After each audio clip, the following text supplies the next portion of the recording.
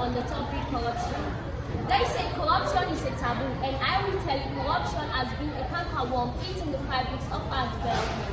Before I go further, corruption continues to be a significant problem in our society because you and I have contributed to make corruption being part of our society. Now, what is this thing called corruption?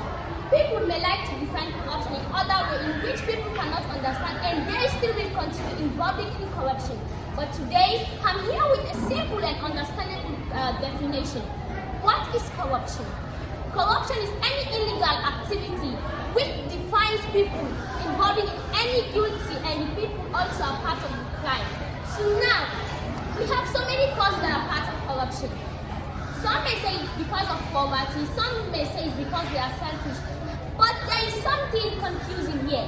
Some people might be rich and still they involve in corruption, which leads to selfishness. Now, just take a look at how our leaders, they call themselves politicians, but yet still they involve in corruption because the mindset is not built up. Now, people would like to say corruption is part of our daily lives. I must tell you, it is a true story, because if we can see people today are involving in corruption because the mindset was not there. Now, how can us as people contribute to stop corruption in school? We can use the RR procedure, which is resist, reject, and report corruption in school. Now, we are called ambassadors in our school. We may be ambassadors today in school as well. When we are in school, we must resist, reject, and report corruption. How? If your mother says you should go and pay the teacher for a particular grade, tell your mom, no, mommy, you reject first. And if your mommy passes, you tell her, no, mommy, I am resisting and I should not pay for any good because I am a people. And my role as a people is to study hard and make good grades. Now, if your mommy is trying to say, no, you have to do this, you report. Because it's your right as a girl child or a child that is trying to gain education to be somebody that will be proud of. So now, it was once said by my principal, the world will not be destroyed by those who do evil. It will be destroyed by those who sit and do nothing about the evil. Now, they say corruption has eradicated so many things, like what? Unity, love, and justice. No more justice for girls being here because corruption has been part of our daily lives. Are we happy about that as girls?